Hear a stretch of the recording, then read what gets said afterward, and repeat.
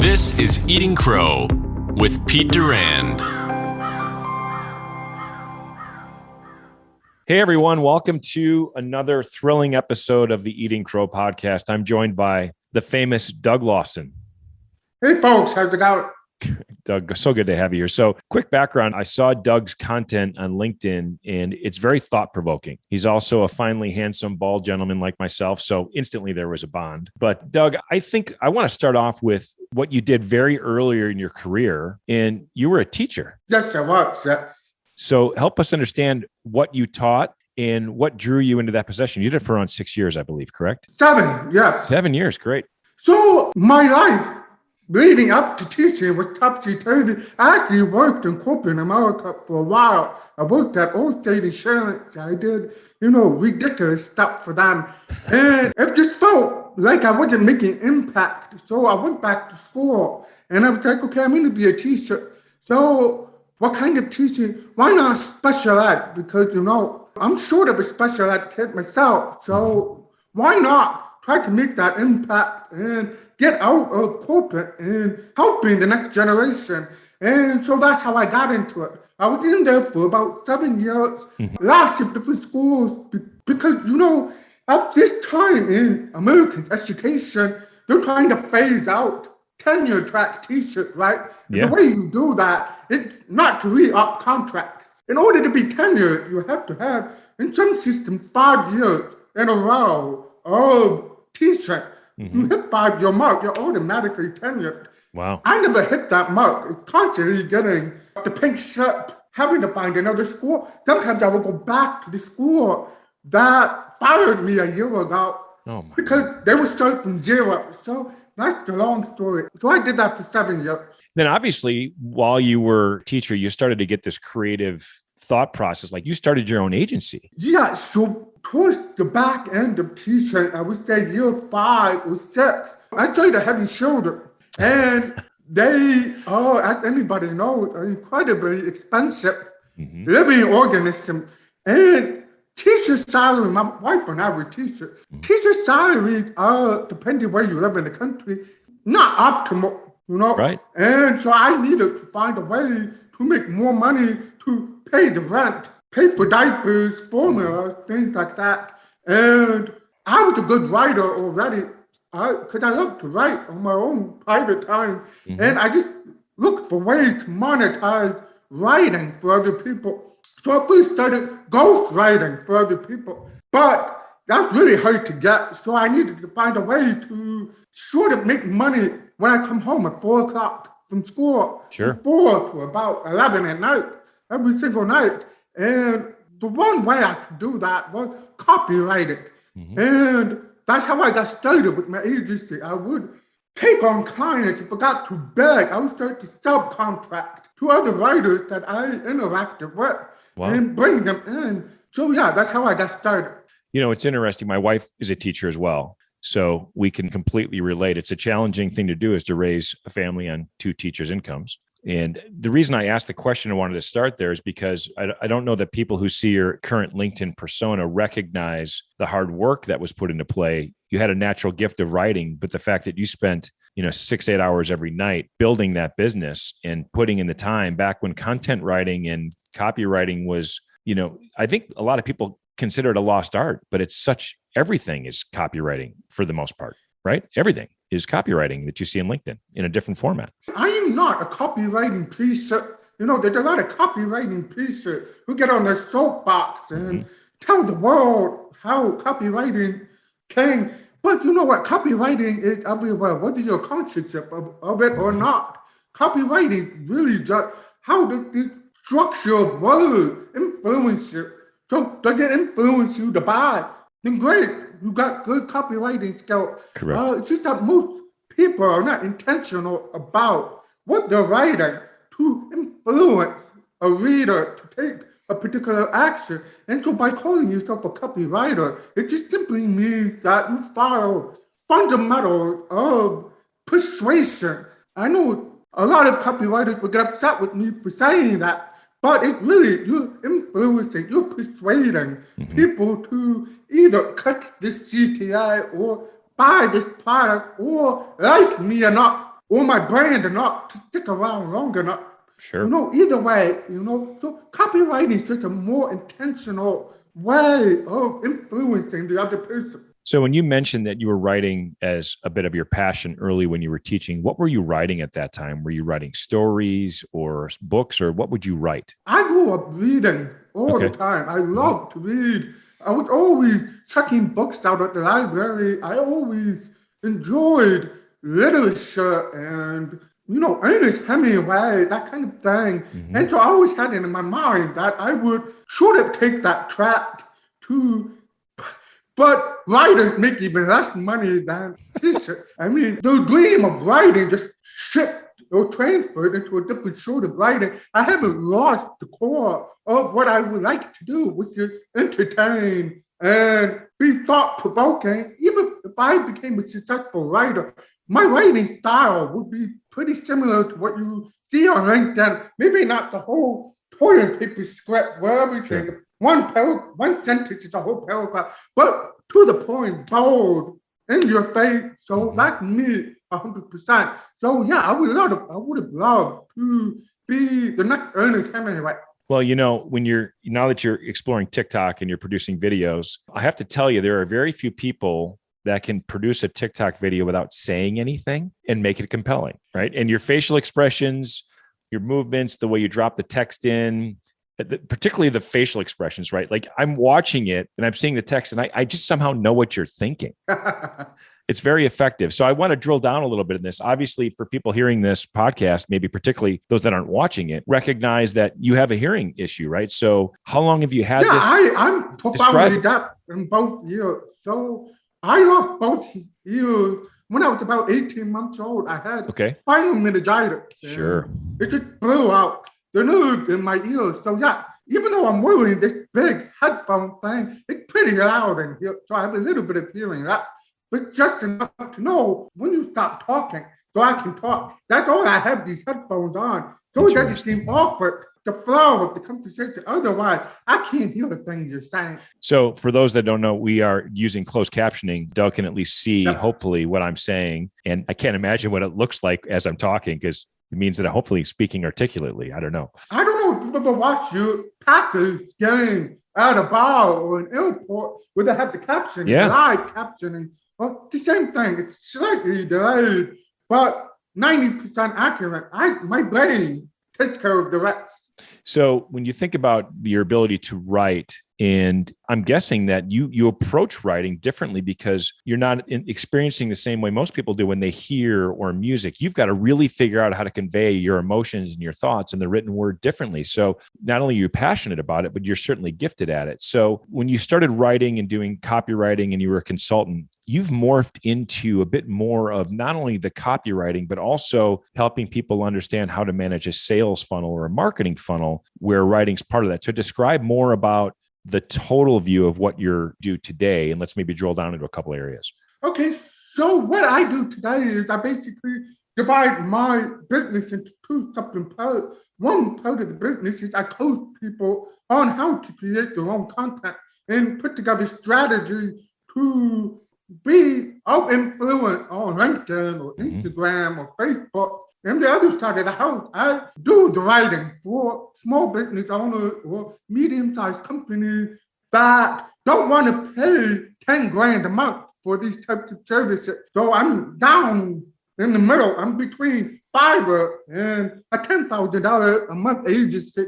Very good. So in both cases, I'm helping small business owners, and 100% of them come from LinkedIn, period, from LinkedIn. It used to be Twitter. I used to be on Twitter all the time. I got burned out by that. But my funnel is LinkedIn for the last 2.5 years. So that's basically my business. So let me ask you a question, Doug, and this might be running through the heads of some of our listeners.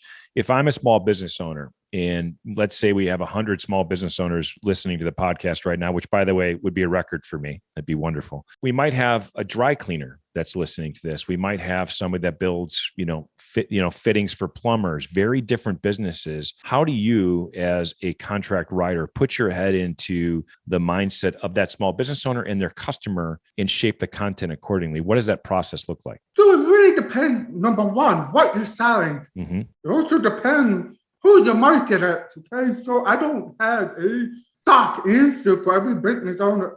When we get on a call, our kickoff call, we spend hours talking about your business, Mm-hmm. the ins and outs. What are we selling? Who are your competitors? What are they doing? What are they selling? What is their price point? What are they offering? What's your offer? What was your highest sales month? What were you doing in the highest sales month? So I will start writing without enough data to begin. So many people reach out to me on DM. Dog, why do you think I'm not doing what? I have no idea. I need to hop on a call with you and figure out what you're doing and for you to share what you've done thus far. So let's go with the dry cleaning example. Yes. Now, that's a price point business, right? But I have been to cleaners where I would prefer to pay more for this service than go to the cheapest cleaner in town because of their offer. They constructed the offer to be, in my mind, really enticing. Just for example, there's a cleaner that shows us something like $295 for shirts, right? Mm-hmm. And the other one is something like $450. But the thing about $450, you're paying survey. So if you add them up, they're almost similar to the same. You're talking pennies on the dollar. The way they designed the offer was generous. Like, you're making me feel like I'm saving when I'm really not saving. Okay. So that would be the example of a dry cleaner. No, you're not cleaning T-shirts and you're selling consulting services. It's based on credibility, skin in the game, trust, transparency, and your business philosophy when you're attacking this particular industry. And my goal as a copywriter or content writer is to combine all of these into a powerful narrative. Okay. Whichever channel we decide to work on. If it's 100% LinkedIn, that's a different thing. If it's a mix of different platforms, that's also a different plan. But at the end, it's about understanding why people buy consultants. They buy it to, one, solve a problem. Yep. But generally speaking, people hate consultants because they feel like most consultants just simply come in, write on a whiteboard. See, that's what you need to do. Now, where's my $10,000? They don't like that. But there are some really good consultants that I work for who are so good at what but they can't get that across because they're competing with thousands of consultants. Most of them are terrible, but have really good messages. So how do we stand out? That's what we think about. So if you're a small business owner, you need to think about, okay, what do my audience need? What do they want? What are they considering? Right now, what do they need to experience to make a decision right now? And what's my competition doing? And combine all of that and put a strategy in place to deliver. So that's typically what I do, either on the coaching side or doing it for you side. So Doug, a question that I get asked very often is this concept of quantity versus quality, right? A lot of people on LinkedIn say, you've got to post 7 days a week. You got to post multiple times. And it doesn't matter how good it is, just has to be out there. So when you think about your own strategy, and I do follow your content on LinkedIn, you're consistent, you've got a brand. Are you thinking, is it both, or is it, which way do you lean, quality versus quantity? So this depends on platform, channel, competition, audience type. For me personally, I post no more than 5 times a week.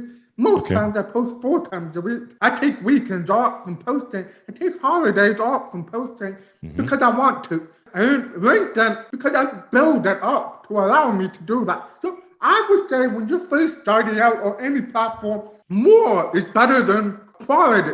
Why? Because nobody knows you yet. You're still growing your audience. Sure. So when you first sign on a platform, you have 500 people in your network. Depends on which platform we're on. If we're talking about LinkedIn, if I post something on LinkedIn with 500 people, 500 connections, LinkedIn will only share that with maybe less than 5% of that. So maybe 2 people are going to read that. So I got to build.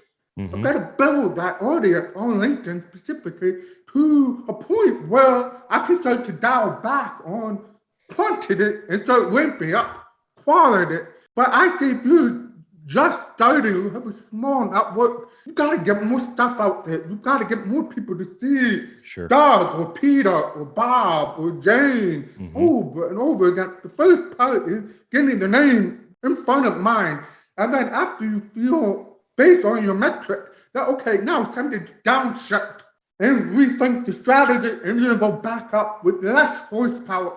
So my content you see bold and powerful. When I first got on LinkedIn, when I made the transition from Twitter to LinkedIn, my content was often, 2 times a day, 7 days a week, often, boom, boom. And I built it up to probably about 5,000 connections. And then I'm like, okay, this is good enough for me. Now I'm going to do it the way I want to.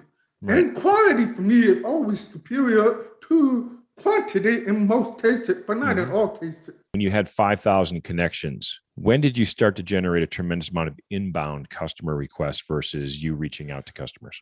So I always in the last, so my business is probably 11 years old. I don't recall a month in 11 years I have not had an inbound. So while I made the transition from Twitter to LinkedIn, I was still working with Twitter people. I still had my client base. I still had referral stuff going on. So the transition over wasn't as brutal as most people transition, because most people start with nothing.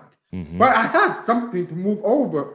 And I gave myself about 5 or 6 months. And I said, I'm going to give this 6 months. If I don't get equitable returns as I do on Twitter, I'm going back and rethinking my plan. And my goal was to leave Twitter. It's a toxic cesspool. It's a viper pit. And a slight change, going back to your quantity versus quality. On Twitter, you must post 7 to 12 times a day. Yes. Because the algorithm is different. You know, if you post at 7 a.m. on Twitter, it's gone for the rest of the day. So it's only available at 7 a.m. for about an hour before the algorithm just moves it. So you need to keep posting on Twitter. That's part of the reason I left, because it's a burnout to come up with 12 pieces of content 7 days a week for 8 years, which I did. So anyway, I started making some substantial gains on LinkedIn 6 months in. And once I started getting those DMs that said, hey, Doug, can we talk more often, then I knew I could downshift, building my network and focus on quality content and getting the right type of client. When you talk to a customer and they say, hey, Doug, we need to talk, we're not generating enough demand for our products or services, are you spending, and by the way, I'm a former chief revenue officer, CEO, so I've had this conversation with people and I've been just as frustrated. Are companies being more receptive to the fact that this is not just a single point solution, right? They probably just can't go to LinkedIn and do a post. They've got to think about where, as you mentioned earlier, where are their customers? What do they need? What do they sell? And when you think about your clients, what percentage of your clients are omni-channel, which means they're using multiple different social networks? Are most of them doing that, or only a few of them doing that? So my companies, the people who have 5 to 20 employees, multi-channel. Okay. My entrepreneurs, my solopreneurs, the majority of them are one channel, and that is because they feel like they don't understand how you can reproduce across content. At that point, that's when they hire me. So strange. My coaching business is actually a Trojan horse to get you to hire me to be your writer. So I started purposely lower for coaching. My coaching, comparable to other coaches, is a joke because it's a lead magnet. You know, it's the first month with me, I'm going to give you everything I've got. And you're going to realize, oh, I need Doug to do it. Yeah. So anyway, you do need to be multi-channel for the most part. And there are ways to do it without pulling your hair out and repurposing long-form content into micro content without breaking your budget. So I would say companies are always multi-channel. Individual almost always are single channels. Very good. And when you say long form content broken down into micro content, could you give our listeners an example of perhaps a video long form content and a written piece of long form content and what you would do with it? So let's use this for example. So if I was your writer, when you're done with this call, you're going to send me the video. And I'm going to make a blog out of this call, maybe 3 of them if I wanted to, which is another form of long form content. From this video, I can chop this up into micro clips, so 90-second clips that can be distributed on LinkedIn or Instagram, not TikTok. TikTok does better with native content, meaning your camera and you talk. Whereas Instagram, you can take podcast clips and it can do well. But before you even put on a gap, you and I have to talk because you can't have boring gaps. You have to have gaps that are impactful. Yes. That have great sound bites, that have proof that they have value to give to your audience, that your audience wants to eat up and digest. So anyway, I would take this, break it down, turn them into blog into posts, and then I would give them into my graphic edit to turn those quotes into visual text for Twitter or Instagram or what have you. So this podcast alone is probably worth, depending how much you and I have great things to say, could be up to 20 pieces of content. Certainly. And I think you mentioned earlier that your consulting is kind of a giveaway because after a month of working with you, people realize, Doug, I need you to do this, right? Because it is and I want people to really pay attention to this part.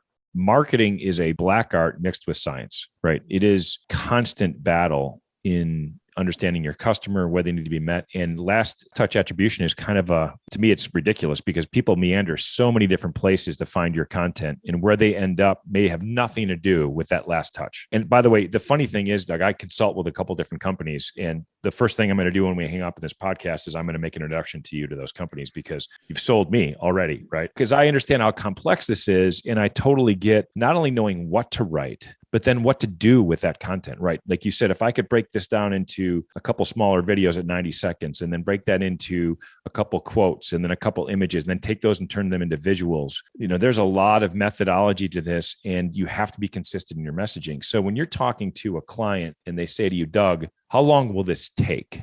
How do you respond to that? I have to respond to that by not losing the client. So I have to tell them not so much a lie, but it could take anywhere from 3 to 6 months. 3 to 6 months.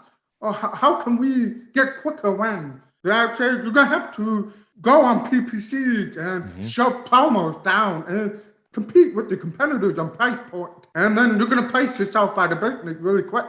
Yeah. So 3 to 6 months, and you're right. And by the way, I'm not going to be able to attribute where any of these people are coming from in most cases. And there's a look on their face that I'm a quack. I always have to bring it back to them. When was the last time you bought consulting services or you hired XYZ? Okay, where did you find them? And they say, I saw them on social media. Oh, great. And how long did you track them? Oh, it took me a couple months. I wasn't completely sold out. Okay, so how would you know at which point that post was the post that converted you? Correct. It's the totality. It's the surround sound. So you maybe saw a podcast, but your brain didn't see it because you're on YouTube. Or maybe you saw LinkedIn, and then you saw maybe something on Instagram. Either way, you can't attribute any of those things to a direct metric. Correct. Right? The only way you could do that is to ask them on the call. So how did you find me? And most people don't ask that. They go straight for the sale, right? I always ask, how did you find me? Oh, LinkedIn, of course, great. Was there something about my content that made you resonate or want to talk to me? I've just been following you for a while, Doug. You're great, you're bold, you're powerful. Oh, you can't write a metric on that, which unfortunately makes me lose a lot of clients because you can't attribute LinkedIn data to sales. You can try, but it's really difficult. Well, it is. And I think what people who have been posting on LinkedIn consistently will recognize one of your posts might get 30,000 views, another one might get 500. And you really poured your blood, sweat, and tears into the 500, right? And you don't know if you were just purely going on LinkedIn data, you'd be really frustrated. You may not recognize that one that only got 500 will convert the best. You don't recognize maybe that was a video versus a text post. And, when you mentioned 3 to 6 months and you said, well, if not, the only way to shift that is maybe PPC or paid advertising. I think that marketers need to understand, and people that you're talking to as potential clients, is that you're trying to help them create demand, right? There are ways to generate leads, but your business is built on demand, Doug. You've created a brand, a message, and eventually people, you said, I saw you 3 months ago, but it took me 3 months to realize, hey, this Doug guy, there was one of his posts 2 weeks ago, Doug, that you said something, it triggered a response, but this last one made me call you, but that wasn't what triggered it, right? It was just, exactly. So when you think about your superpowers, Doug, now that you're doing more video work, how do you see other platforms evolving for you, like TikTok, for example? And I know you shoot a TikTok video and repurpose it on LinkedIn. How's that been working?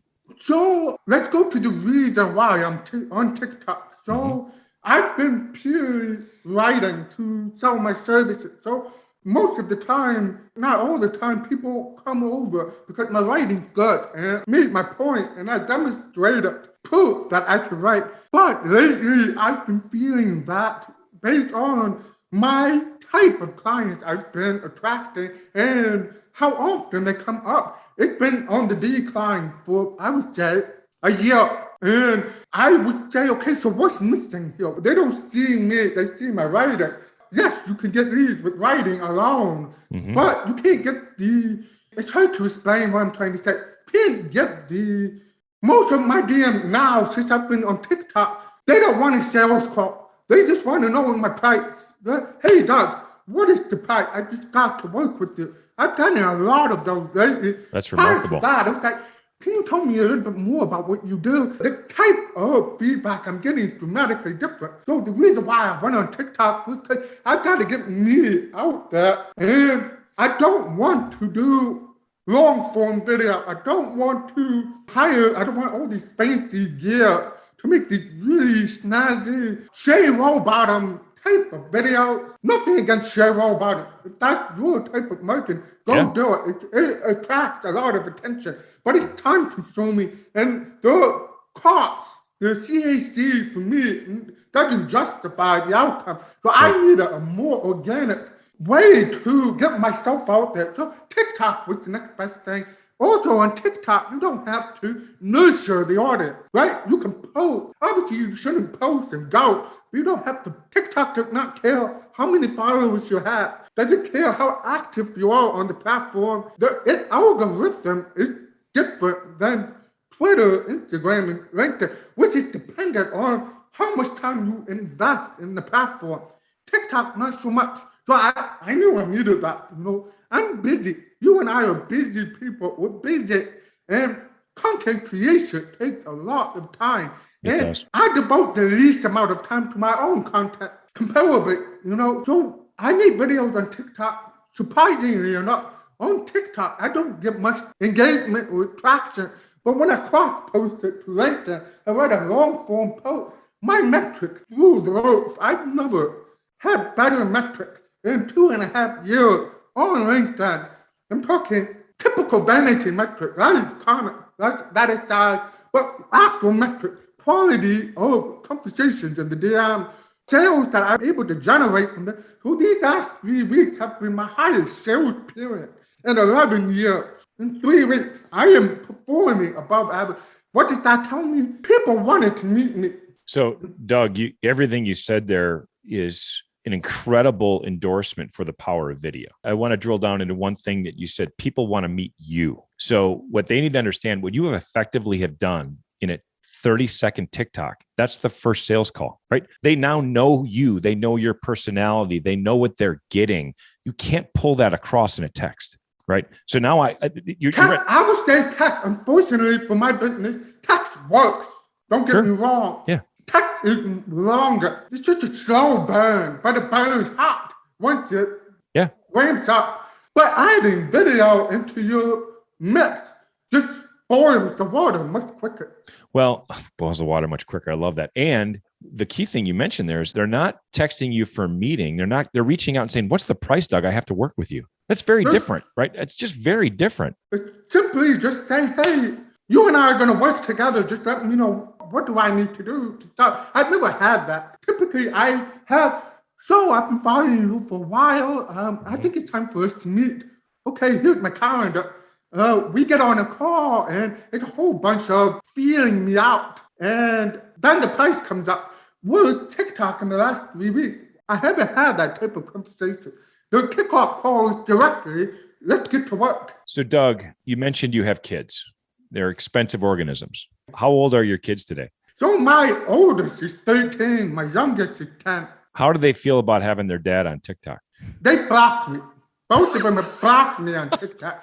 It's cringe. They are genuinely imbalanced. I actually, if you're not familiar with TikTok, I actually showed up on their feed without them following me. I'm like, why are you on my TikTok? I'm like, right. Yeah, I'm watching you. So, anyway, they both blocked me. They don't want anything to do with it, which I consider an accomplishment. Yeah. By the way, you've struck a nerve. Your content is funny enough and thoughtful enough. They're like, ooh.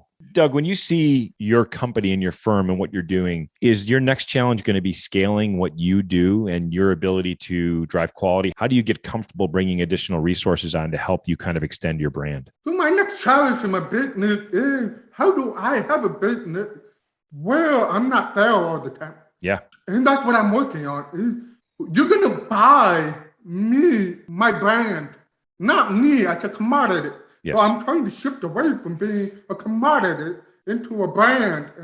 And what I mean by that is, for example, let's use an example your audience might know. Mm-hmm. You know, Tony Robbins. Yeah. Okay. Tony Robbins, the motivational guru, people will pay thousands to see him in an arena. In an arena. You're never going to talk to him. He's never going to shake your hand. But you will hand him $1,000 to go to, the Bradley Center in Milwaukee and hear him.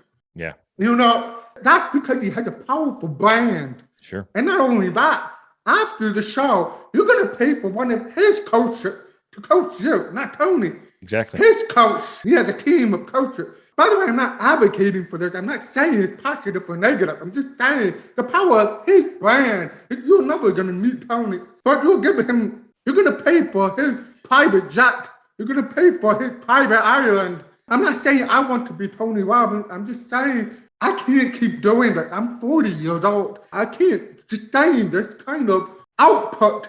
Sure. Through my 40s, 50s, 60s, and 70s.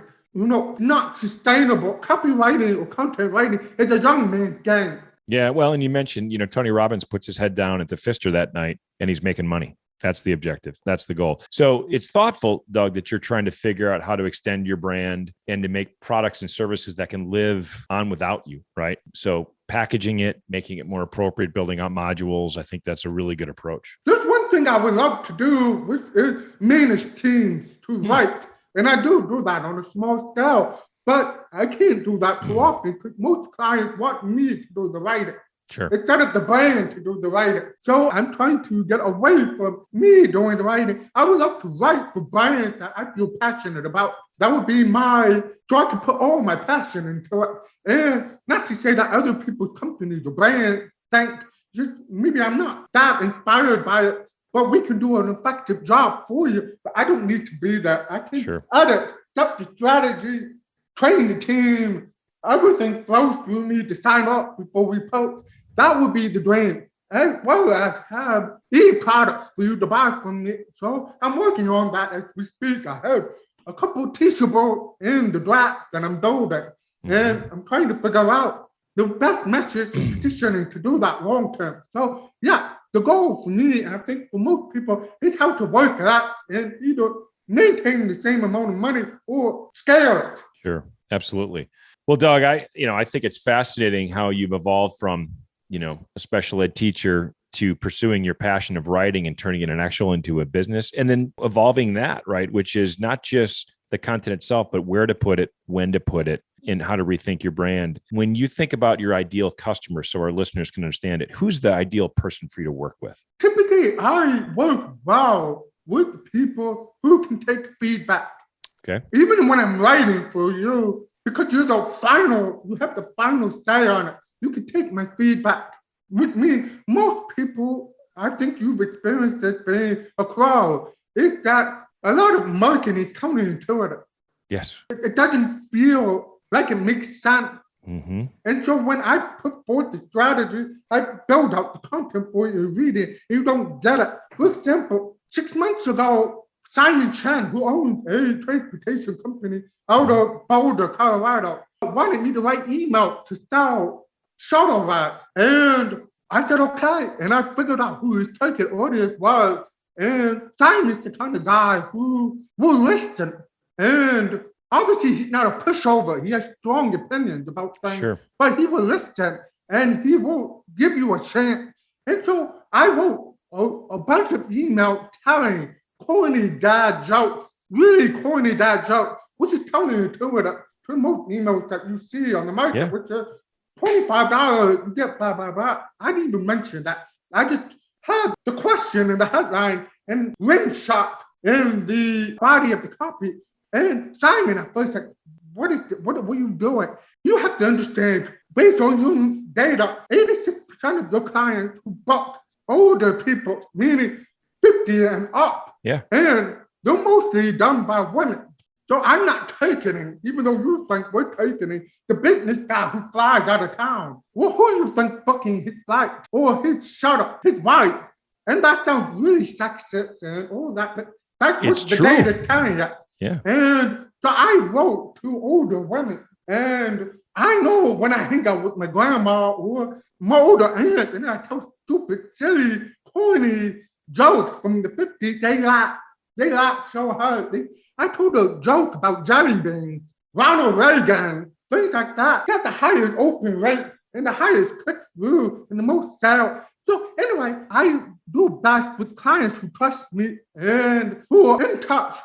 There's a lot of them who take weeks to get in touch with them. And I'm like, can we post now? Can I get your approval on that? And then when it comes time to pay the next month invoice that, but you didn't post anything. Why am I paying for that? Because you haven't been around, man. Right. You need to approve everything. So anyway, I like people who trust and experiment and who want to live outside the box. Well said. I think it's true. In marketing is a whole new game. You can't apply the marketing tactics of 5 years ago today. You have to be constantly experimenting. Doug, you have to. I've done a lot of these podcasts. I don't know that I've had one where there has been as much tangible value. So I'm very grateful. Thanks, man. This will help a lot of marketing people. Will change where I think I want to post and repost this and how I tag this, because there's so many golden nuggets in here. And I'm sold. I might be a customer. Some friends of mine will be customers, but very grateful you took the time to eat some crow with us today. And we wish you nothing but the best. Thank you for having me. I know this has been months in the making. You first reached out to me, I think back in April. And then my son hit me, blah, blah, blah. Here we are. So I'm thrilled to be here. Thank you. How's your son doing, by the way? He's doing well. He had to have rehab. He plays lacrosse. So he planted his knee and twisted it doing a move. And it's just like a really bad knee sprain. So rehab, and he's laying in bed right now. So rehab and laying in bed, that's all he does. And hangs out on TikTok all day. Sounds like a teenager. Exactly. Doug, it's been a pleasure. Man, thank you so much. Yeah, thank you so much. I appreciate it. Hope your audience gets a lot out of this. I know they will. Thanks again. Thanks for checking out Eating Crow. Like and subscribe so you never miss a video.